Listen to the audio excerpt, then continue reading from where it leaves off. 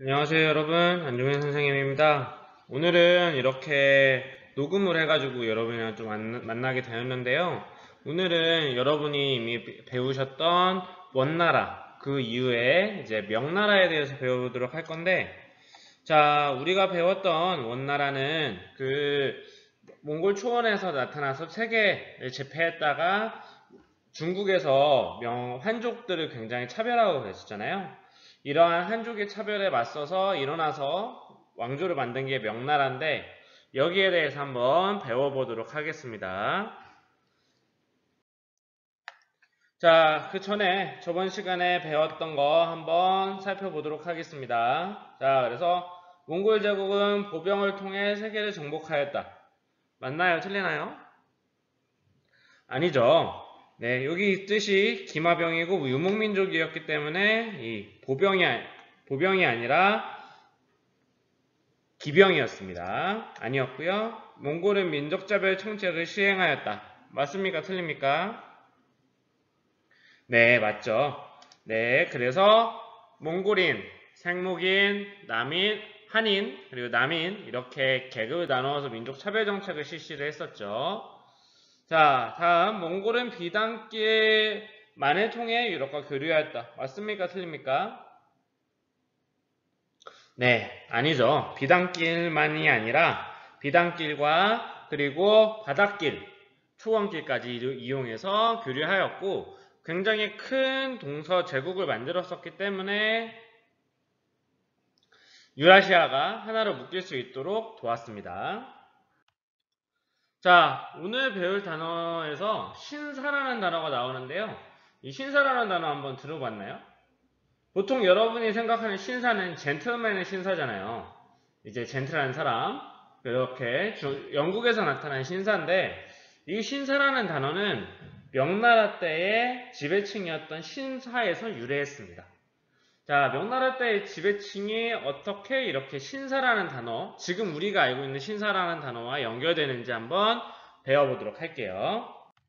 자, 오늘 배운 핵심에 대해서 말씀드려보겠습니다. 오늘 배운 핵심 첫 번째, 명예 건국과 발전 과정을 설명할 수 있다. 명예 건국과 발전 과정에 대해서 알아볼 거고요.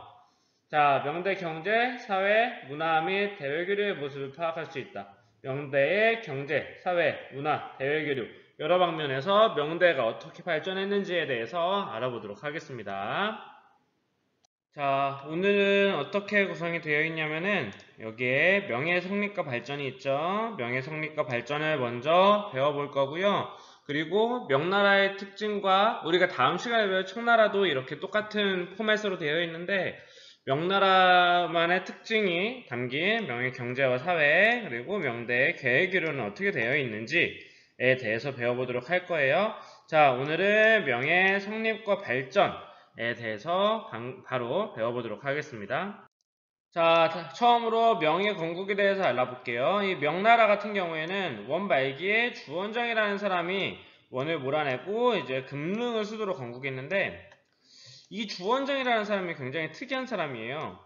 이 주원장은 도적 출신입니다. 도적. 홍건적이라고 부르는 도적 출신이에요. 원래 대대로 한족 왕조를 이루었던 사람들은 귀족들이 많았거든요. 뭐 그 당나라 황제의 당고조라던가 수나라 황제라던가 뭐 그 한나라 황제인 유방이라던가 뭐 이러한 사람들이 다 거의 다 귀족, 왕족 출신이에요. 근데 이 사람은 굉장히 특이하게 도적 출신으로서 반란을 일으켜서, 농민 반란을 일으켜서 원을 몰아내고 금릉을 수도로 건국했는데, 이러했었던 자체가 원나라가 민족 차별 정책을 썼었죠. 선생님 지금 마우스를 쓰고 있어가지고 글씨를 좀 그냥 식별만 할 수 있게 쓰고 있습니다. 원나라가 민족차별 정책을 하다 보니까 굉장히 한인과 남인의 불만이 굉장히 많았죠. 그래가지고 이 민족차별 정책에서 그 반란에 많은 사람들이 참여했고 결국에는 한족 왕조를 다시 세웠습니다. 그래서 이게 자금성이라는 건데 이 자금성을 금융이 만들게 됩니다. 이 홍무제 같은 경우에는 재상제를 폐지합니다. 재상제라는 건 뭐냐면은 지금 우리나라 대통령이고 그 국무총리가 있잖아요.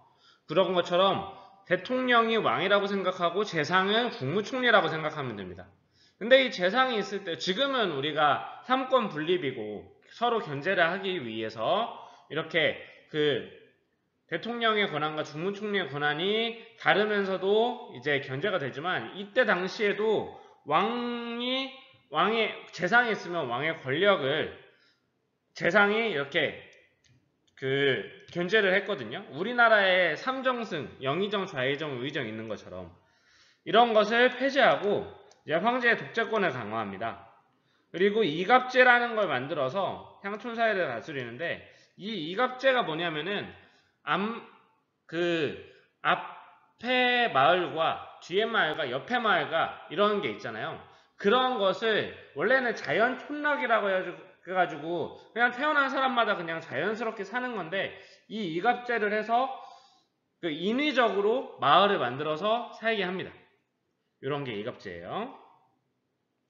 자, 그리고 토지대장이랑 호적대장을 만듭니다. 이 토지대장 좀 어려운 말로 어린 노책, 부역황책 이런 식으로 하는데 토지대장이 어린 노책이거든요. 이게 어린 노책인데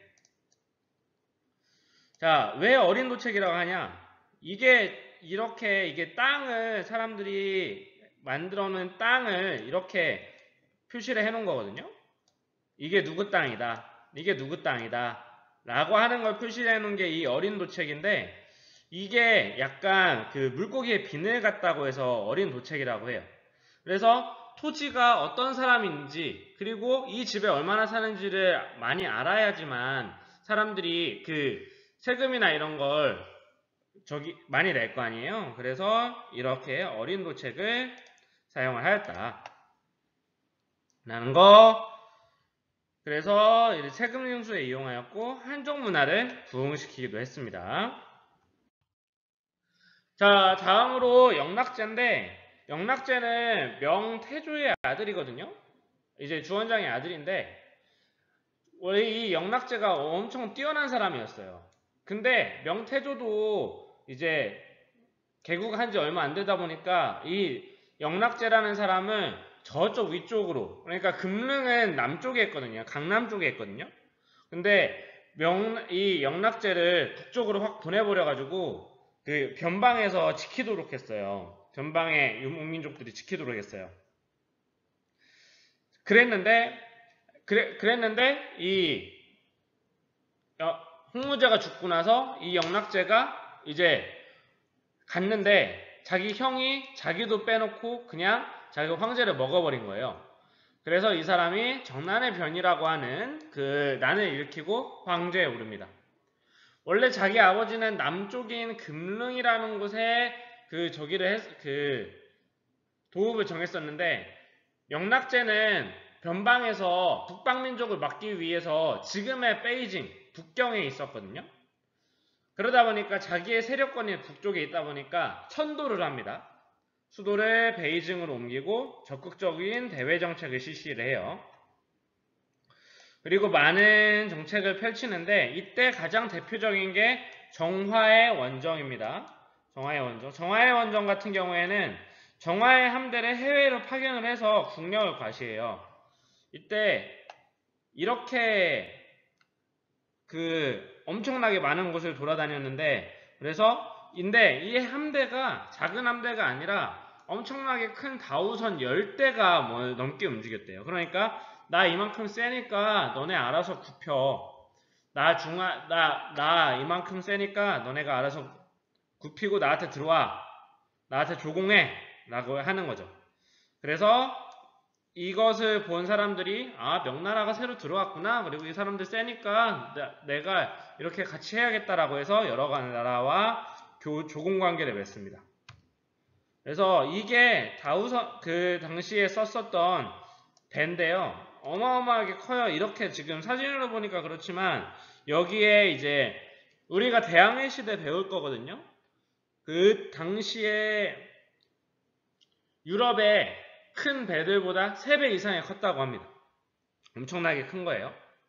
그래서 이제 이런 아프리카까지 가서 모가디슈 말린데 이런 아프리카까지 가서 아프리카에 살던 기린까지 이제 조공을 바치면서 이렇게 했고, 이 정화의 원정을 통해서 그 명나라가 자기가 이제 최고 높은 위치에 있는 나라다, 나 엄청 센 나라야, 이런 식으로 하기도 했고, 그리고 전국에 지금 화교들 많잖아요. 한족들이 밖에 나가 사는 화교가 해외 진출하는 계기를 이 정화의 원정에서 찾고 있기도 합니다. 자, 그럼에도 불구하고 명나라는 이제 명중기 이후에 관료들이 정권 당투을 하면서 외족들도 침입하고, 그리고 이때 그 당시에 그 몽골 쪽에 있었던 보바이난이 있었고, 또 여진 저쪽 그 밑에 있었던 그 인도 쪽에 살던 난이 있었고, 우리나라 임진왜란 여러분 아시죠? 그래서 임진왜란 때 조선에 엄청나게 큰 군대를 파견했었거든요. 근데 이 임진왜란 때문에 명이 망한 건 아니고, 그 당시에 임진왜란을 하면서 그 몽골의 난과 그리고 남쪽의 난과 몽골의 그런 것까지 다 막다 보니까 권력이 쇠퇴해지기도 했고, 또 관료들의 정권 다툼이 굉장히 컸습니다. 그 당시에 내시들, 그러니까 황관들과 그 당시에 그 신사들과 이러한 사람들이 정권 다툼을 하면서 쇠퇴를 하게 되고요. 그래서 정부가 무리하게 세금을 수급을 했었어요. 그러다 보니까 각지의 농민들이 저항을 하게 되고, 이제 이자성이라는 사람이 농민군을 해서 반란을 일으켰고, 이자선의 난으로 인해 멸망하게 됩니다. 자, 다음은 명의 경제와 사회에 대해서 한번 알아보도록 하겠습니다. 자, 명대의 경제 발달 부분 한번 살펴보겠습니다. 명대에서는 그때 이제 원나라 때도 농업사회를 중시한다고 했었죠. 이것이 이어져가지고 이제 농업도 굉장히 발달을 했었습니다. 이모작이 확대돼요. 이모작이 뭐라 그랬어요? 하나의 땅에서 1년에 2번 농사를 짓는다 라고 이야기했었죠. 그래서 고추, 감자, 옥수수 같은 새로운 작물도 들어왔었습니다. 자, 또 그리고 이때부터는 수공업이 조금 더 발전해가지고 이제는 이제 공장, 약간 지금의 공장 느낌으로다가 이제 공업이 발달하기 시작하면서 면직물이나 견직물, 도자기 공장 이런 걸 발전하게 되면서, 원래 강남에서는 원래 사람이 안 산다고 했었잖아요. 강남에 이렇게 중국이 있으면 이렇게 황허강이 이렇게 흐르고 양쯔강이 이렇게 있는데, 여기 강남에서는 원래 사람이 안 살다가 여기가 이제 위진남북조 때부터 사람이 엄청 많이 살기 시작하게 되고, 송원이 지나가면서 여기에 사람이 너무 많아지게 되는 거예요. 그러니까 농사만 지어서 여기서는 사람이 살 수가 없어. 그러니까 여기가 소주라고 부르는 곳인데, 여기에서 이제 면직물이 저기입니다. 면, 그리고 이제 견직물, 이건 비단이에요.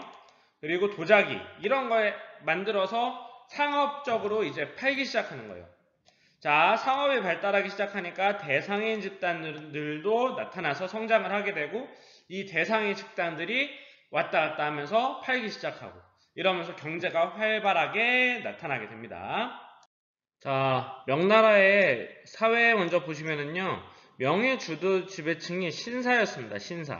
아까 우리가 봤던 그 신사인데, 이 신사는 이제 과거 제도로 이루어졌어요. 그래서 그 중앙의 관리로 진출하거나 지역사회에서 국가 통치 활동을 보조했는데, 이거를 알려면은 과거 제도에 대해서 좀 알아야 되거든요. 이 과거 제도는 이 과거 제도는 어떻게 이루어져 있냐면은 총 3차로 나누어져요. 그래서 이제 지방에서 보는 시험이 있고, 지방에서 보는 시험에 합격을 하면은 중앙에서 봐요. 이제 수도겠죠. 수도에서 보는 시험 다음에 전식과라고 하는 황제 앞에서 이제 장원을 가리는 이런 시험이 있는데, 자, 지방에서 보는 시험을 붙으면은 생원이나 진사가 됩니다. 그리고 이 생원이나 진사가 된 사람만이 이 수도에서 보는 과거를 볼 수 있어요. 여기서 통과한 사람만 장원을 뽑는, 여기서 통과한 사람은 이제 관리가 되는 건데 합격을 하는 거고요. 그래서 이 장원을 뽑는 데서 합격을 해야지만, 1등을 해야지만 장원이라고 부를 수 있는 겁니다. 자, 그래서 여기에서 지방에서 합격을 한 사람들이 이제 지역사회에서 국가 통치의 활동을 보조하고, 이제 지방에서 합격한 사람들 중에 중앙으로 가서 중앙시험까지 통과한 사람들이 중앙의 관리에 진출하게 되는 거예요. 그래서 과거 1차, 2차, 3차라고 하면은 1차 시험을 통과해서 지역에서 예비 신사가 되거나 예비 관리가 되거나 현직 중앙 관리거나 퇴직한 이후의 관리, 이 사회 계층을 통틀어서 신사라고 불렀습니다. 자, 그리고 치안유지에 협조하거나 민중들을 교화시켜서 이제 향촌 사회를 안정시켰고요. 자, 다음으로 학문의 발달인데, 우리가 송나라 때 우주의 이치와 근본을 탐구하는 성리학이 발달됐었다고 했었잖아요. 자, 이러한 성리학을 관학으로 삼았는데, 이 성리학을 너무 이론적으로 형식적으로만 치우치는 거예요. 그러니까 우주의 원리 이런 것만 심오하게 담다 보니까 좀 현실에 너무 안 맞는 거예요. 그러니까 실천을 중시하는 양명학이 이렇게 발달을 하게 됐고요. 또 이때 송나라 원나라 때부터 꾸준히 서민문화가 발전하고 있었잖아요. 그래서 이때도 서민문학이 발전합니다. 여러분이 알고 있는 나간중의 삼국지 연희, 서유기, 수호전 이러한 것들이 이제 이때 서민문화로 발전하게 돼요. 이게 신사의 모습입니다. 당시에 이렇게 예비 관리이거나 퇴직 관리, 이러한 사람들의 신사라고 불렀다라는 걸 알아두시고요. 자, 다음으로 명대의 대외교류 한번 살펴보면요. 자, 다음으로 명대의 대외교류를 한번 살펴보겠습니다. 명대에는 해외무역을 통제하는 해금 정책을 실시했었어요. 아까 선생님이랑 봤듯이 원래는 영락제 때 저기를 했었잖아요. 정화의 원정문 했었잖아요. 정화의 원정을 보냈을 당시에 많은 사람들이 많은 나라들이 조공 관계를 했기 때문에 그 이후로는 뭐 명나라 내부에서 권력 다툼도 있고 반란도 있고 하다 보니까 영락제 때는 명이 안정된 상태였기 때문에 정화의 원정도 할 수 있었던 건데, 그 이후에는 명나라 내부에서 반란도 많고 이래서 해금 정책을 실시를 했었습니다. 아예 바다 밖으로 나가지 마라. 바다에서 교역하지 마라. 그러니까 바다에서 허용되는 건 고기잡이밖에 없었어요. 자, 그래서 이때 이제 유럽 상인들이 교역력으로 계속 꾸준히 하니까 일부 항구, 어느 정도의 항구만 개항을 했었고요. 예수회 선교사들이 예수회가 이제 가톨릭적이거든요. 가톨릭에서 만든 예수회 선교사가 크리스토교 선도를 목적으로 이제 중국을 방문해서 마테오 리치라는 사람이 고녀만국 전도라는 걸 그렸었어요. 고녀만국 전도가 뭐냐면은 이거거든요. 자, 원래 모든 중국 사람들은 중화사상이라는 게 있기 때문에 항상 자기네가 중심인 줄 알고 그래서 중국의 중자도 가운데 중자거든요. 세상의 중심은 자기다 라고 생각을 하기 때문에. 근데 여기는 이거를 보면은 세상은 둥그렇고 어디든지 다 중심이 될 수 있다 라고 하는 고녀만국 전도를, 지금은 당연한 상식이지만 그 당시에는 그런 게 없었거든요. 그래서 이러한 고녀만국 전도를 그려서 중국인의 세계관에 큰 영향을 주게 됩니다. 자, 그리고 이때 명나라 때는 세금제도가 발달하게 되는데, 자, 16세기부터 이제 서양 상인들이 은을 내고 도자기, 비단, 차 이런 게 이렇게 수입을 하게 됩니다. 자, 그러다 보니까 은 유통량이 증가하게 되면서 이제 은이 주요 화폐로 사용되게 돼요. 그래서 명나라는 1조 편법이라는 걸 실시해서 세금을 은으로 내게 하는데, 예전에는 굉장히 이 세금 내는 게 굉장히 복잡했거든요. 뭐 인두세, 그리고 뭐 토지세, 그리고 막 진상으로 바쳐야 되는 것도 있었고, 그리고 뭐 군대 대신 가야 되는 뭐 이런 것도 있었고, 세금의 종류가 송대까지만 해도 60가지가 됐대요. 그러니까 사람들이 엄청 헷갈리잖아요. 그러니까 이제는 그런 거 없이 1조 편법이라는 걸 실시해서 너네는 토지세, 인두세, 토지세 이거 딱 두 개만 내. 그 대신 세금은 은으로 내. 이제 현물로 바치지 마. 라고 하는 겁니다. 이게 1조 편법이에요. 청나라 가면은 더 간단해집니다. 자, 이게 당시의 은의 이동인데, 이제 우리가 배울 이제 대항해 이제 신항로의 발견 이후에 이 아카풀코와 포토시라고 하는 곳에서 굉장히 많은 은들이 은광산에서 이렇게 캐지거든요. 이게 보통 이렇게 저길로 왔었고, 어디야? 중국으로 왔었고, 이 중국에 많은 은이 들어오면서, 많은 은이 들어오니까 이거로 세금을 내는데, 이게 그 당시에 쓰던 화폐입니다. 뭐 영화나 이런 데서 한 번씩은 봤을 거예요. 이런 화폐를 쓰게 됩니다. 자, 오늘은 이제 명나라에 대해서 배웠어요. 명나라에 대해서 배웠고, 다음 시간에는 만주족이 세운 청이 중국을 지배하다. 명나라가 망하고 청나라가 집권하게 되는데, 여기에서 시작한 이제 만주족이 청나라를 지배하게 되는 모습을 살펴보도록 하겠습니다.